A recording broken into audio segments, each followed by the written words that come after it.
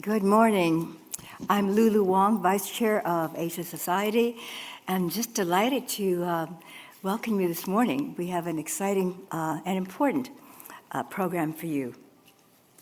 As you know, we are gathered for a conversation between Kevin Rudd, who's the Australian ambassador to the U.S., and Ambassador Carolyn Kennedy, who is the U.S. ambassador to Australia. It's such a timely moment to bring these giant figures of Asia and the U.S. to talk about the very concerning and strained relations in the Pacific, and to see what are some issues that we can focus on that might be of help us to understand and perhaps diffuse the tension.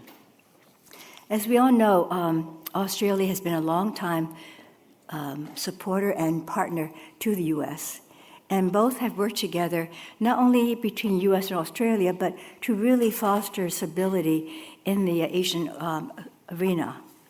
So today it's so important to have two people who not only represent their countries so well, but who understand the issues in the Asian theater, and who, as in the last conversation I remember between the two greatest diplomats of all time, between Henry Kissinger and George Shultz, they both decided that diplomacy, the most essential part of diplomacy, was trust.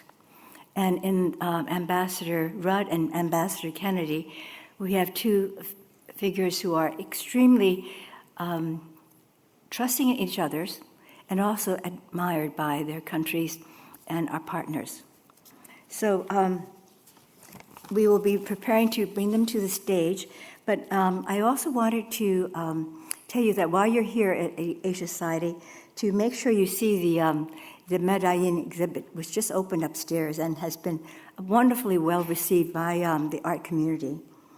Also, in parting, I should mention that the conversation today is particularly timely because we are celebrating Asia Society, the season of Australia. We tend to rotate our seasons among our various centers around the world, so this is Australia's year. And I would like to then leave the podium to Mr. Anthony Pratt, who is a longtime friend and supporter of Asia Society, and actually the major supporter of the Madayin exhibit. So thank you so much, and Anthony, may I give you the floor?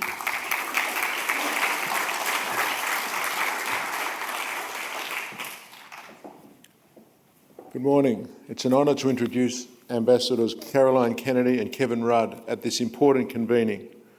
I congratulate the Asia Society for bringing these two great leaders together.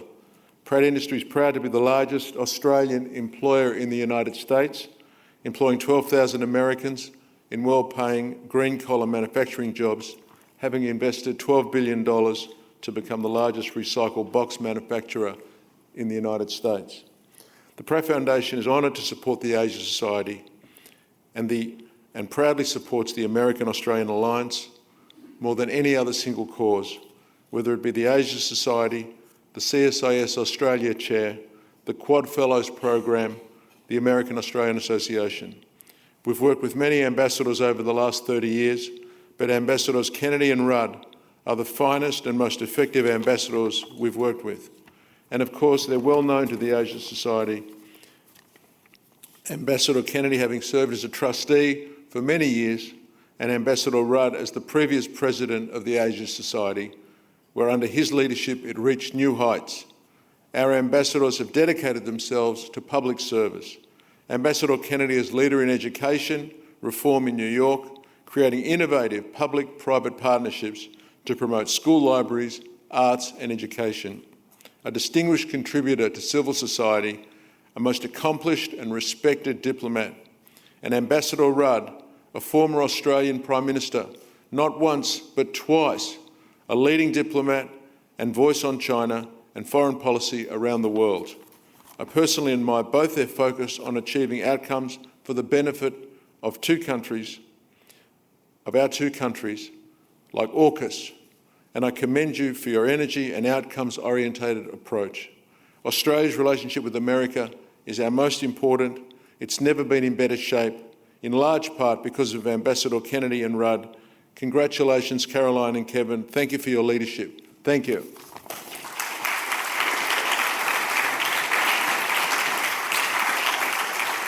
Thank you, Lulu, for your opening and welcoming remarks. Thank you, Anthony, for your introductory comments. And I also want to thank Anthony for your extraordinarily deep commitment to U.S. Australia relations and fostering innovation in global industries. You really have set the stage for an inspiring discussion today. So good morning to everybody here, and thank you for joining us this morning. It truly is an honour to have all of you here as we explore the vital partnership between our two democracies, which are key players in shaping the future of the Indo-Pacific region. At a time when global dynamics are rapidly evolving, the long-standing relationship between the United States and America has never been stronger, standing as a pillar of stability, shared values and collaboration. From our shared history in the Pacific during World War II, today's challenges in promoting security, prosperity, and inclusivity, the Indo-Pacific remains at the centre of geopolitics, and both our nations play a crucial role in fostering a free and open region. This morning, we're going to delve into these issues with two of the most respected figures in this space, Ambassador Kevin Rudd and Ambassador Caroline Kennedy. And together, they're going to help us understand how the US and Australia will continue to build on our rich history, our strong ties, and address the critical questions around sustainability, inclusivity, and resilience in the Indo-Pacific. So, let me start. Last night, Ambassador Rudd said, "Take it away, go wherever you want." And so I'm going to give the first question to you and then turn to Ambassador Kennedy. How do you see the evolving roles of the US and Australia to address the challenges and opportunities that we have in the Indo-Pacific? What is the task at hand now, and what do we need to do to keep the positive momentum in this partnership? Well, thank you, Josephine. It's great to be on this stage at the Asia Society with Caroline Kennedy, a friend and colleague, as we discharge our respective responsibilities as ambassadors in each other's countries. And it's great to be back with so many friends here from the Asia Society family. Your question goes, I think, first and foremost to what sort of neighbourhood are we dealing with when you talk about our future challenges and opportunities in the Indo-Pacific. The Indo-Pacific is this amalgam between these two great oceans where Australia finds itself sitting astride both of them, the Indian Ocean and the Pacific Ocean. Is one of dynamic geostrategic change. The central dynamic in that change has been the rise of China. Over the last decade, the indication that China is now pursuing a more assertive, some would argue at times aggressive, foreign security policy across the wider region. And these things are measured in terms of numbers of ships, numbers of planes, and the classic balance of power considerations, but also China's foreign policy activities across Southeast Asia, South Asia, and the Pacific Island countries, and huge transnational initiatives such as the Belt and Road Initiative. In other words, China is seeking to change dramatically the status quo. And therefore, what you see right across the wider region is a bunch of us observing this over the last decade and saying, well, it's something that we need to respond to with an objective, which is to maintain strategic balance and equilibrium. Because all of our neighbours, whether they're in Southeast Asia or elsewhere, ultimately don't want to find themselves in a position whereby they find that they have limited opportunities for individual decision-making. That is, that they are forced in a particular direction. And so what we, as a long-standing ally of the United States, that's Australia, but together with the other American allies and partners in the region, such as the Philippines, such as Japan, such as Korea, and other countries as well, have been doing over the course of this last decade has been a process of deepening and broadening our strategic engagement with the US through our bilateral alliances, but across the entire region, deepening the fabric of our engagements with each other. So, for example, when you look at what's involved with the Quad, we're about to have hosted here in the United States the Quad Summit in Wilmington, Delaware. Carol and I will be heading there, I think, this afternoon or tomorrow. Prime Minister Albanese, Prime Minister Modi, Prime Minister Kishida, President Biden. This has really only evolved in the last several years under the Biden administration, and it's a summit enterprise. It's part of, shall we say, reasserting strategic equilibrium. Trilateral security cooperation between Japan, Korea and the United States in Northeast Asia. AUKUS between Australia and the United States and the United Kingdom. IPEF, the Indo-Pacific Economic Framework led by the United States in seeking to create a better economic trade and investment environment with all partners and countries. So in terms of your core question, we're responding to the changing landscape because it's real, it's happening, you can't ignore it, and our objective together is to maintain strategic equilibrium through our combined actions led by the United States, and then use that as the mechanism to preserve peace and stability and the opportunity for continued prosperity. Remember, if we reflect back, Josephine, for decades, it has been the continuation since really the fall of Saigon in 1975 of overarching regional strategic stability that has made possible decade after decade after decade of economic growth and prosperity in this wider region. It's the underpinning. So what we're seeking to do is to re-strengthen those underpinnings. Thank you. Let me ask the same question of you, and then we'll ask. Well, nobody gives the overall picture better than Ambassador Rudd. So thank you for doing that. And I guess I will just say a few words about sort of the alliance, how important it is to the United States.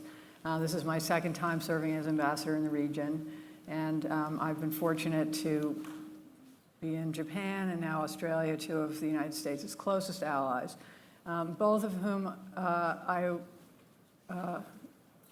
was there at a time when the alliance was really strengthening and deepening and able to accomplish things because the leaders were aligned, the time in history came together, and I want to recognize Danny Russell, who was the Assistant Secretary for East Asia when I was in Japan and is at the Asia Society Policy Institute as well.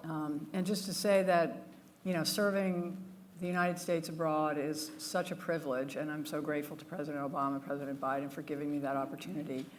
Because what I have seen is that these alliances are so core to the prosperity and security of Americans at home, but the region's so far away that it doesn't always get the kind of attention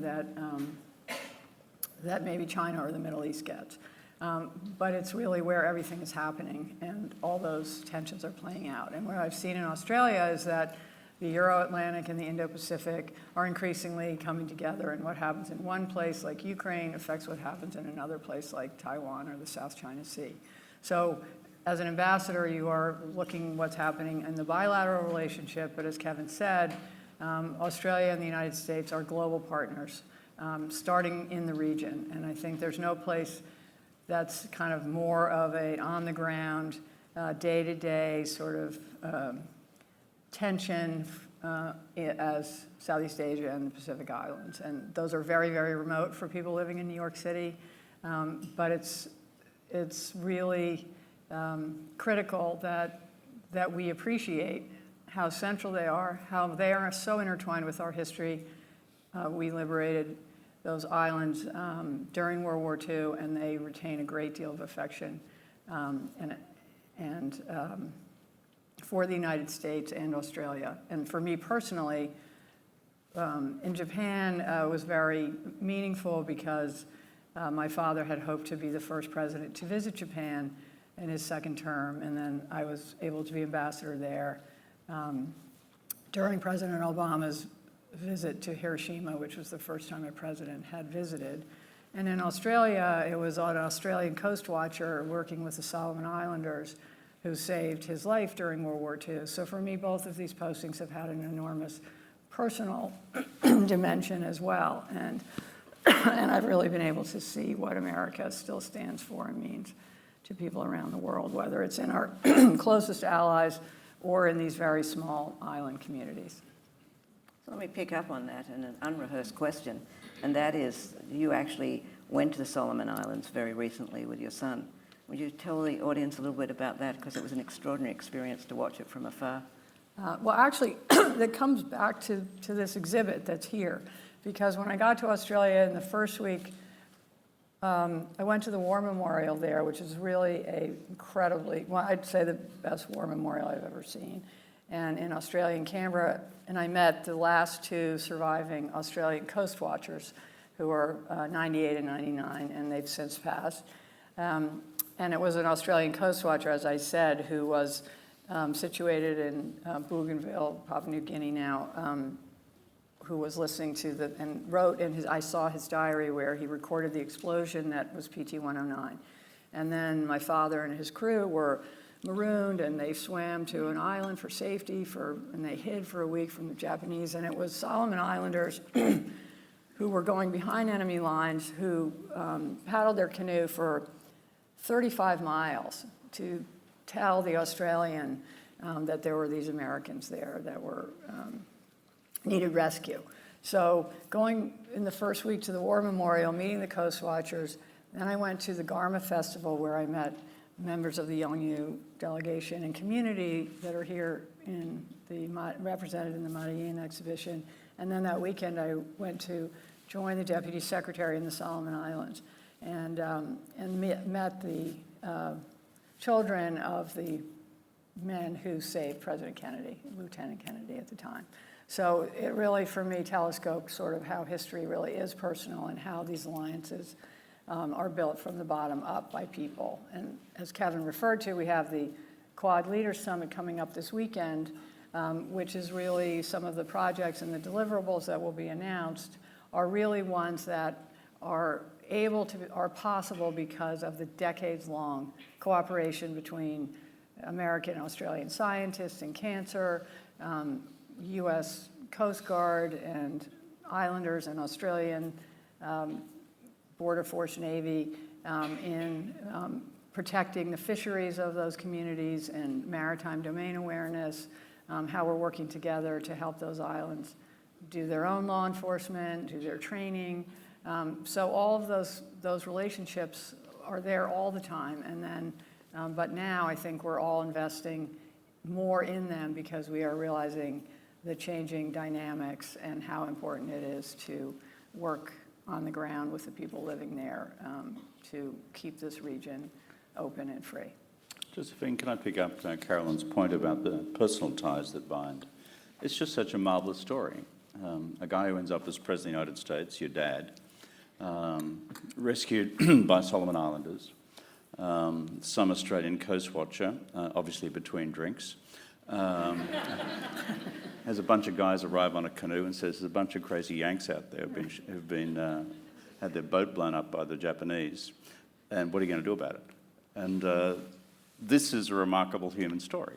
But what it says at a deeper level is wherever I've been, previously in political office myself, across the island states of the Pacific, there is an enormous warmth for Americans, and frankly, a deep warmth for Australians. Neither of us have actually been in the business of colonising this part of the world. We have been friends and partners with the island countries of this world for a very long time. And this is just a great story about how, in fact, those ties that bound back then continue to bind today. And so between the peoples of Australia and the United States more broadly. I too thank you for sharing that personal perspective. And so let me ask you the next question. Is the Quad part of the lattice work that the United States has described as the emerging Indo-Pacific security architecture? Or do you think that the Quad initiatives, as you've said, will go beyond defence and into non-security areas? And what do you hope to achieve this weekend in Wilmington? The Quad is not, the Quad is really about bringing tangible benefits to the people who live in this region.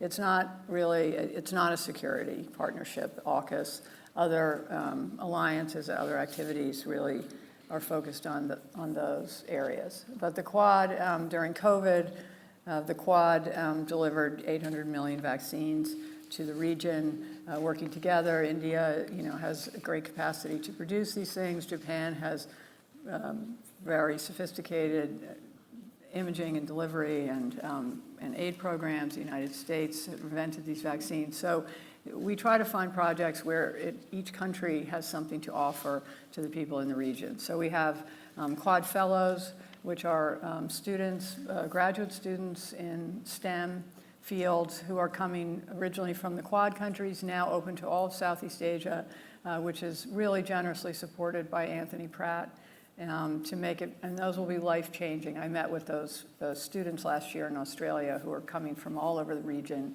and they are just unbelievable geniuses. They are absolutely the top of their countries, and they all want to come study here and then take home what they've learned to their own countries. And I think that that's really part of it. It's sort of a combination of a public service as well as a scholarship endeavor. And so there's the Quad Fellows, there's also a business aspect of this, and then they're sort of cooperating on cyber and AI training and open combating disinformation. So the Quad is really just such a broad set of initiatives, and all the different ideas that come bubbling up through the many working groups then come to the leader level each year, and they come together and discuss, as well as having a chance for the leaders to meet in person and discuss kind of the changing landscape in the region, what they can do together across the board. So there are individual meetings with each leader and the president, since the U.S. is hosting, and then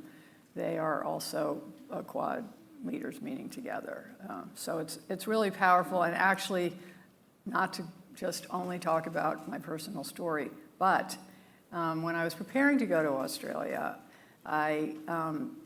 somebody an Australian at the embassy in Australia found a document where Prime Minister Menzies had talked to National Security Advisor George Ball and Mac Bundy about how great it would be, and at that time it was to get Australia, India, Japan, and the United States to come together, and nothing really ever came of it. And then during the pandemic, or during the tsunami in Indonesia in 2004, these countries all came together to provide humanitarian assistance, and that's really kind of the heart of the Quad. And then now it's been elevated by President Biden to the leader level, where they talk about many other things, but humanitarian assistance is still a big part of it. Carolyn's of course right. It's not a military alliance. It's not a security relationship. India is a non-aligned country. But what's the common factor across all these four countries is they're robust democracies. If you saw the Indian elections held not so long ago, there's the largest democratic election in the world. And these are no small statements about commonality of values. And so it's within that framework that now leaders on a regular basis, consistent with, as Carolyn just said, earlier prognostications by the likes of McGeorge Bundy and Bob Menzies were thinking about a long time ago, but which wider strategic circumstances have then made possible and more urgent.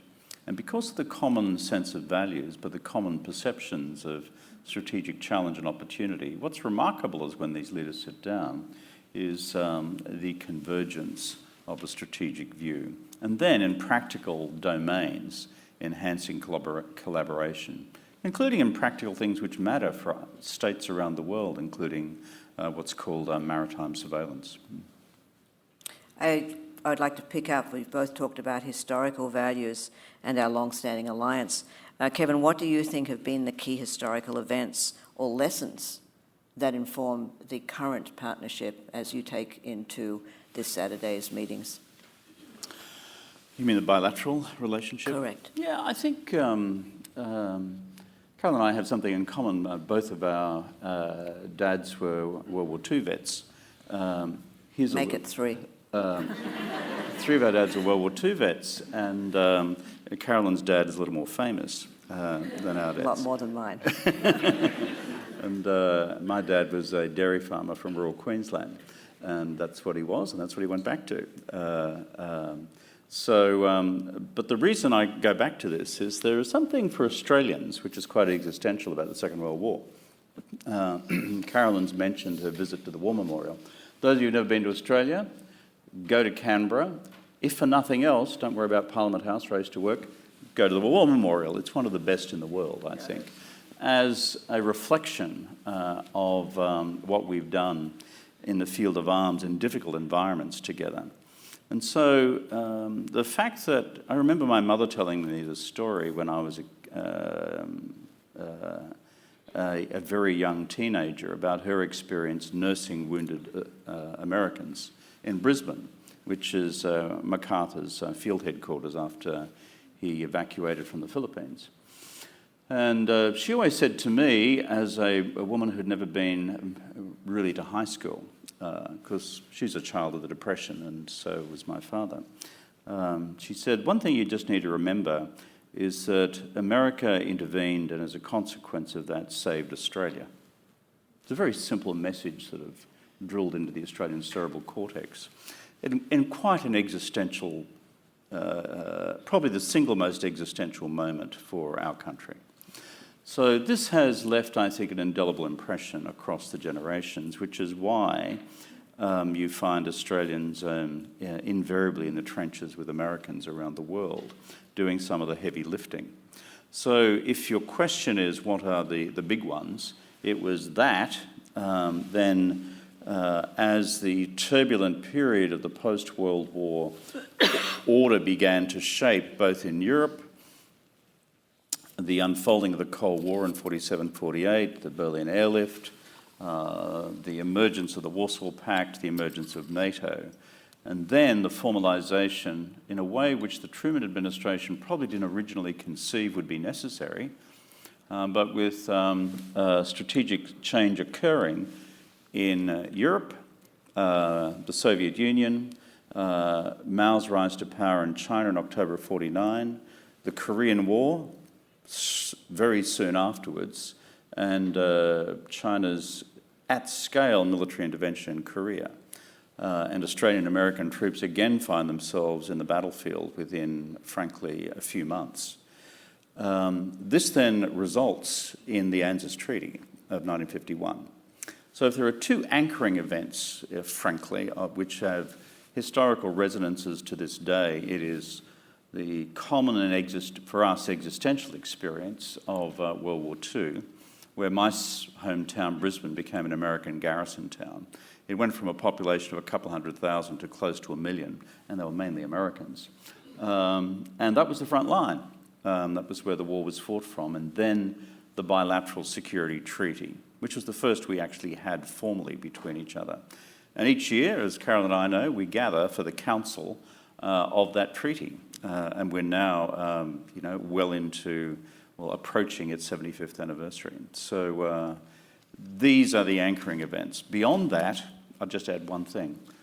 The fact that during the Bush administration and my predecessor, John Howard, we were able to frame a free trade agreement between Australia and the United States, then took what was a security relationship into a much broader economic relationship, which as of today then is a dynamic trade and investment and technological relationship between the two countries. One little factoid, we are a large source of investment into the United States. There's more than $1 trillion US dollars worth of Australian investment in the US, stock and flow of investment. There's about $1 trillion in the reverse direction. US remains the largest investor in Australia, and we're one of the largest investors in the United States. So that's all been possible because of the underpinning commonality of values, commonality of democratic institutions, commonality and comfort levels with each other's legal arrangements, and we basically like each other. No question about that, says an Aussie living in America. You talked about the past in an extraordinary way. I'm going to turn to the future with Caroline. Can I just say one thing just to add on that? Because Please. just for people who may not be aware, the United States has no closer military or intelligence partner than Australia right now. And the relationship is only growing and deepening. And just to sort of bring the war, kind of the feeling of that forward, last year, the United States did the first ever commissioning of a United States ship in another country, and it was in Australia, and it was named the USS Canberra after a ship that had sunk in World War II. And President Roosevelt at that time named a United States ship after the Australian ship Canberra, and now today again we have a USS Canberra. So this is an indication of how that alliance has never gone away, and now it's only ever strengthened. And the symbol of the USS Canberra was presented by the head of the Australian Navy, and it's a star-spangled kangaroo.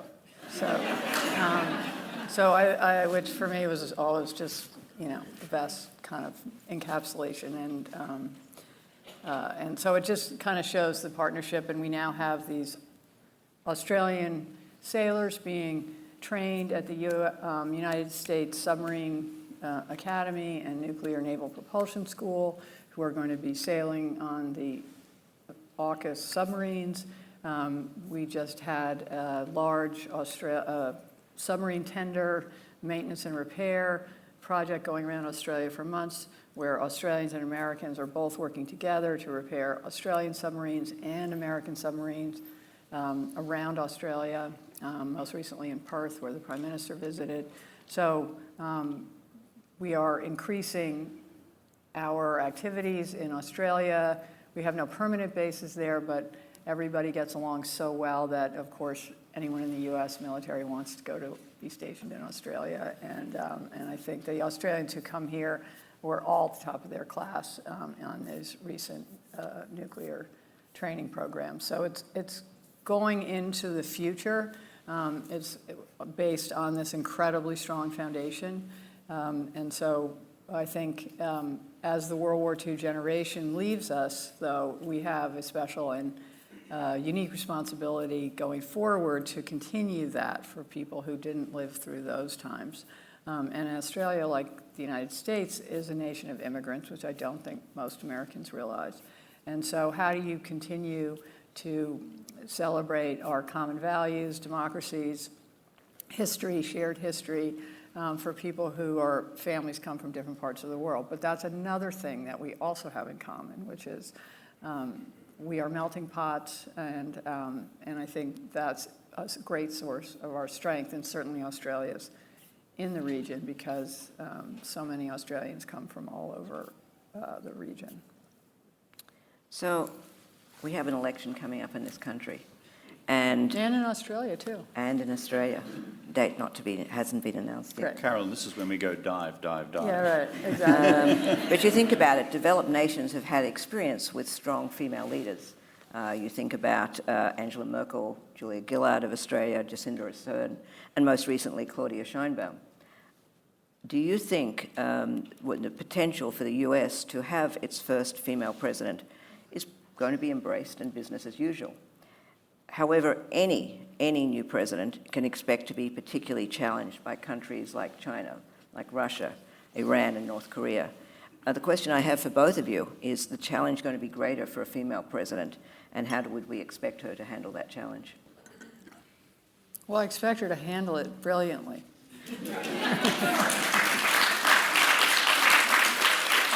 Sir?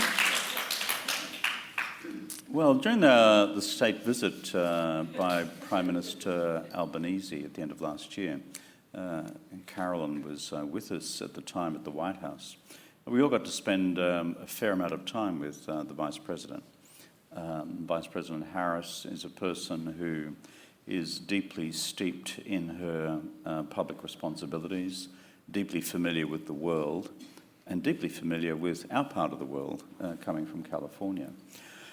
And so she's a person who therefore brings enormous experience to the job. And furthermore, given that she has been a district attorney and then Attorney General of the state of California, these are not positions for shrinking violets. These are tough jobs. These are hard jobs. These are real jobs. So certainly Vice President Harris brings enormous qualities to the position. And as you would expect me also to say as Australia's ambassador to the United States, it's a matter for you all who you vote for. So if you're voting Republican or voting for Democrat, the history of our alliance is an interesting one. Last time I looked, it has been through 14 or 15 Australian Prime Ministers, Labor and Conservative, including yours truly. It's been through about the same number of US presidents, Republican and Democrat. What's the enduring feature of this alliance? It has gone from strength to strength, and the bilateral relationship has deepened and broadened into all domains. So it's a matter for the American people who they choose as their next president. But that's my response to your particular question about the Veep. Thank you. I'm going to turn to a couple more personal questions and keep them fairly short because I do want to leave some time for the audience to ask some questions. But as the saying goes, never judge a book by its cover. And I have here two books. One, heavy tome, The PM Years. I have read this and I commend it. It is an excellent book. And then we have $29.95 on Amazon. Would you like another copy? And then we have another book, which happens to be one of my family's favourites. You can see it's actually very well marked, and we have writing in it from my son, who is sitting in the audience and told me how much he enjoyed it. But both of you have engaged with literature in personal and political ways. And so I would ask you, how has writing shaped your perspective on leadership, on public service, and what has writing meant to you? Well, I guess, both my parents really believed in the power of words and ideas to change the world, and it's sort of how I grew up with an appreciation for history, for poetry, for language, and so certainly I think that's why I chose to become involved in education, especially when everyone in New York was looking for how to give back after 9/11. And so I think that just sort of reading, thinking, being forced to find the word that really says what you want to say is all about communication. And so poetry, I think, is the language of the heart. It was called by Wallace Stevens, and I think that it really is able to connect people around the world, people in classrooms, people who are not interested in reading long books, although they haven't met Kevin Rudd, so that's probably why. And so I think it just was one of the great gifts that I was given, and I tried to pass that on. Thank you for doing that. Well, the size of the two volumes indicates that Carolyn has a capacity for synthesis, which I don't. Actually, our story's a little bit the same. I mean, I said before, I grew up on a farm in rural Queensland. Those of you who don't know where that is, it's a bit like rural Arkansas. There weren't a whole lot of books around. But, because neither of my folks, because of the Depression, had actually been much, if at all, to high school. But my mother is self-educated, my father was self-educated. My mother used to write a column for the local newspaper, and which was called the Nambour Chronicle, and she used to write the local news. And so she would be sitting there with this sort of slightly dog-eared Oxford Dictionary, and over here she'd bought me a new book which was called Use the Right Word. And so, so there were these books hanging around which I gathered were kind of important. And for fear of being roped into further farm work, I preferred to actually stay at home and sort of fiddle around with that stuff. What you didn't mention, by the way, Josephine, is my best-selling book is called Jasper and Abby and the Great Australia Day Kerfuffle, which I co-authored with a guy called Rhys Davis in Australia. It's about our pet cat and dog living in the residence in Canberra in the lodge. That actually has outsold that one by a long way. And now you have cats in the residence. Yeah. I'm going to end my questions by a deeply personal question, and it is actually one that was asked of Presidents Clinton and Bush in a fairly recent interview, and that is about grandparenting. And you two may not realise this, but you have something in common. Actually, all three of us have something in common, because you too have a grandchild named Josephine. And so I am going to ask you, how has becoming a grandparent changed your outlook on the world, particularly in terms of the political and diplomatic legacies you're going to be leaving? It just melts your heart. It did theirs too, by the way. No, I mean, everyone who's a parent or a grandparent in the audience knows this intuitively and experientially. It's just, it melts your heart when your own kids come into the world, and then you're automatically responsible for what goes in and what goes out, and of the kid, I mean, and so it's an intense experience being a parent because you're immediately responsible. With your grandchildren, it's just unmitigated, unqualified love, and then hand them back, and so they do melt your heart. And so Josephine is our oldest grandchild. Her second name is Therese, and named after Therese, my wife. And she's a gorgeous, feisty 12-year-old girl who recently, I'll finish on this, said to me, finally, having been basically embarrassed about everything I've done in public life, finally says, Gong Gong, she's Chinese-Australian. It's Chinese-Australian for granddad. Said, I think it's time you came and spoke to the girls at school about what you've been doing. That was the first time it was cool to have me grace the classroom. She's a wonderful kid. I bet she But it melts is. your heart. It's wonderful. And makes you, therefore, automatically think about climate, think about preserving the peace, and think about our intergenerational responsibilities, because we are here but for a moment. As was talked about last night, when one of the very eloquent questions is about, you asked about going on the land, and that wonderful speaker said, the past, the present, and the future generations. She did. Well, I guess my grandmothers were two of the most important influences in my life, and so the idea that I get to be a grandmother is really just so much fun, and I feel like I want to sort of give back that same kind of experience, since my children didn't really get to know their grandparents. But it also really resonated with me in Australia and the exhibition upstairs, because when I first went to Arnhem Land and met the people there, and they described how sort of the grandparents or great-grandparents come back in the grandchildren. And so there's this circular kind of life. And so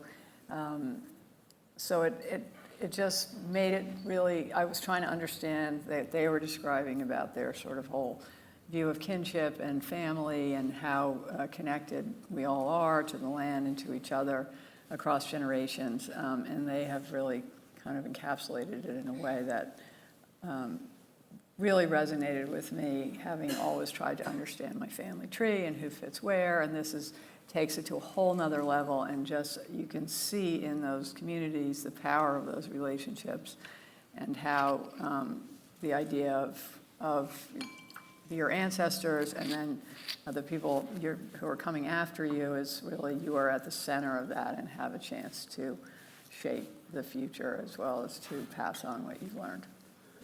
Thank you. I have given this already to Therese, and so don't feel that you have been isolated, but I would like to give you a copy of one of my favourite books called Josephine Wants to Dance. Oh, thank you. So it is an Australian book about a kangaroo named Josephine. Oh, that's excellent. Thank you so much. I gave Therese that a couple of years ago. Oh, this is I have great. read this to Thank my you. grandkids. Excellent, excellent. Think of me the next time. So let me now thank both of you tremendously and open up for a couple of questions, if we may, from the audience. And if we could keep the questions to one question, and that would be great. We have microphones? Okay. I see somebody up at the back in the middle. Yes, sir. If you could identify yourself, please. Sure. My name is Mark Curran. Thank you for a great discussion. I really appreciated the relationship that you described, personal, getting into the alliance with the countries, with the U.S. Australia. I want to add to that a New York City dimension. I grew up in Stuyvesant Town, but my parents were both from Boston, Dorchester, and Brighton. My mother was homesick, living in New York in the 60s, so she ordered a Boston Globe subscription. She's looking in the back one day, it's before social media, and she finds a little item that says the Coast Guard watcher that found President Kennedy identified himself in Australia. She showed the little item to my dad, who was a magazine editor, and he rallied American Airlines, a bunch of And other may I ask sponsors if you have a question, please? to fly Thank you. Reginald Evans to the wow. U.S. to meet President Kennedy. So he went out to Thank San you. Francisco and brought him back to the White House where Well, they you had know, a they invited the Solomon Islanders too, but they told them they couldn't go. That somebody there and took their ticket and went instead. interesting. So anyway, I was just adding that to a little personal dimension. Thank you. Thank you That's so great. much. Good. Yes. Hi, it's Bob Lee from Memorial Sloan Kettering Cancer Centre. The cancer community globally is grateful to Ambassador Rudd and Ambassador Kennedy, as you are both amazing champions in the fight against cancer. And it's no surprise, thanks to your contributions, the fight against cancer is now on the agenda for the Quad. I was inspired to hear from Ambassador Kennedy just then that the Quad is actually for the benefit of the whole region. So I wonder, a question for both Ambassador Rudd and Ambassador Kennedy, is there room to be more inclusive beyond the 4 countries in the fight against cancer for the whole region? Thank you.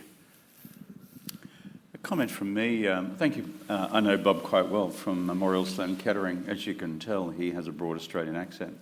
And he was trained in Sydney. And we've got to know each other here in New York. And certainly together with Chen Jing here at the Asia Society has been at the forefront of an Asia Society initiative called Cure for Cancer. And you're right to say, Bob, that when we gather as a Quad, literally starting tomorrow in Wilmington, we'll also have the opportunity with President Biden to take the cancer moonshot, his own cancer moonshot initiative, one step further.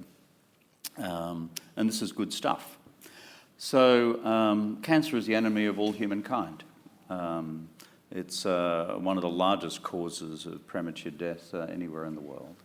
And so it's no respecter of race, it's no respecter of age, it's no respecter of socioeconomic background. So therefore, our view and our part of the world is all hands to the pump, and that is we throw everything we can at research, we throw everything we can at innovation, we throw everything we can at preventative strategies as well. Your question, Bob, goes to can we go beyond the 4? I think the attitude of the 4 Quad countries would be to keep the door open to much wider collaboration. There are already bilateral initiatives with many other countries around the region.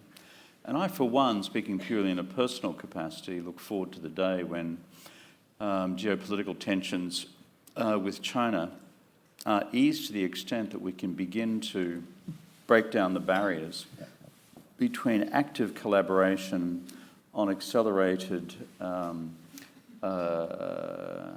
trials, clinical trials, of leading-edge, cutting-edge cancer treatment drugs. The logic of that is pretty simple. China is huge, 1.4 billion people. China, therefore, exhibits most, if not all, of the exotic cancer categories and mainstream cancer categories that we have in other countries in the world. And because the size of the caseload is so large, therefore the ability to quickly use large caseloads for clinical trials can change the speed through which you get an innovation from the test tube into clinical application down to a couple of years as opposed to 12. Similarly, potentially with India. But we need to get the politics and the geopolitics right. But because it is an enemy of all humankind, I, for one, at a personal level, will be pushing as hard as I can to take these initiatives as broadly as we can in order to give the best outcomes for people, human beings, our fellow human beings, who are struggling with this insidious disease. Thank you. Thank you, Bob. President Biden relaunched the Cancer Moonshot at the JFK Library on the anniversary of my father's moonshot speech. He had started it, as people may remember, as vice president after his son, Beau, died of cancer. And so in Australia, I wanted to learn more about our cooperation, and so we started the Embassy Cancer Initiative, and I had a chance to meet with Bob and so many others, and I found that our systems in U.S. and Australia cancer are the size of our countries are really different, but our systems are so complementary, and there are just years and decades of people working together. Australia is a very diverse society, so even though it's small, it has population from all over the world. So like Kevin said, you want the scale of China, but you also want the diversity of different populations to do trials, and there's a much more flexible environment for that. So for example, Moderna is building a manufacturing facility there. Other U.S. companies are doing work to be able to manufacture and distribute to the region, since Asia is the fastest growing. So there's just so many opportunities, and I spent time speaking with Australian cancer community, and then participated in a large cancer fundraiser, and the largest supporter of that was also Anthony Pratt, the Cancer Moonshot, where I drove a shitbox car across the outback to raise money for That's a technical term. cancer Australian research. motorways. Exactly. It's a State Department term, and they really liked it when I used it. But and so Australia is on track to be the first country to eliminate a form of cancer, cervical cancer, and so that's where the Quad will make a transition from infectious disease to cancer in cervical cancer. And in the course of those conversations, also, there's so many different international bodies and groups that do collaborate. And so I hope that this Quad collaboration might be able to sort of figure out ways to streamline and include others on particular projects as it moves forward, if we can, work this grouping well. But certainly, as you know better than anyone, the international cancer community is vast and unbelievably committed, but there's so much work to be done. We have time for one more question. Yes, sir. Good morning. My name is Charles Henderson. My question is, should the Quad's membership be expanded, and is there any talk about it being expanded? That's a high policy question which humble diplomats like us can't really answer. So I'm going to flip them on to Carolyn. Well, I think the Quad was just elevated to the leader level 3 years ago. And I think, as Kevin said, these are 4 great maritime democracies in the Indo-Pacific. And so it already is representing a large, but the idea is that these countries, because we are wealthy, populous, can help the whole region. So there are many other, ASEAN is really the centerpiece of Southeast Asia, and that is sort of, we're all committed to ASEAN centrality. The Pacific Islands have their own forum, of which I think Australia is a member, the U.S. is an observer. So there are many, many other groupings where we are working, and there are certain projects that I think other countries will participate in, such as maritime domain awareness. But I think that it's hard enough to get 4. It's not that anybody has ruled it out, it's just that we have, as Kevin said, these democratic values, rule of law, shared kind of history and capability that is complementary. So I think we're trying to institutionalize the Quad, which I think there's bipartisan support for that here across generations. During the Trump administration, the Quad also met not at the leader level, but at the foreign minister level. So a lot of the most important work goes on at the working level, and that will definitely continue. There's bipartisan support in Congress for the Quad. So I think what the main thing is we're trying to do is institutionalize it over the long term and then see where that leads, in each country and whoever else we can enlist in these projects to benefit people. Josephine, if you're winding up, I will now do an inelegant segue, and just because we're an American audience and we're here in New York, just as the Washington end of this relationship at the moment, I'd just like to commend Carolyn on her work as ambassador. She mentioned before driving in the shitbox derby. I mean, her extraordinary ability to punch through into Australian public consciousness, the importance of this relationship is just quite remarkable just to observe. It's not just that she has brought star quality to the American presence in Canberra and across Australia.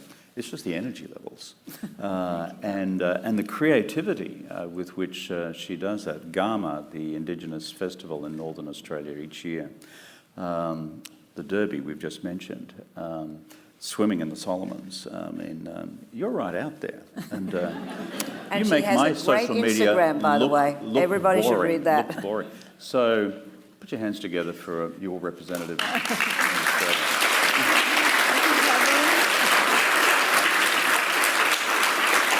Counterpoint? Yeah, well, there's nobody who's more effective in the U.S. Congress than Kevin Rudd. So We're in America. we're a I get to team. say all We're that. a team, that's right. Well, I'm going to have the Australia's last word here. well-represented. I'm going to thank you both immensely. I thought when you said inelegant, we were going to do a resounding comment of Aussie, Aussie, Aussie. Oi, oi, oi. But in any case, we have two really extraordinary ambassadors on here who have given so much to their country and so much to the countries in which they're serving. So thank you. I also want to thank again Anthony Pratt for all he has done in supporting this exhibition and today. So thank you, Anthony. And finally, I have an extra treat for everybody, and that is normally the exhibition here starts at 11 o'clock. But today, the Asia Society is kind enough to open at 10. So after you have left, please go and see some of this wonderful art. We were fortunate last night to see many of the artists and to meet them, and the works that you're going to see is terrific. But to you, Kevin, to you, Caroline, thank you for your service, Josephine. and thank you for today. Thank you for the book, too.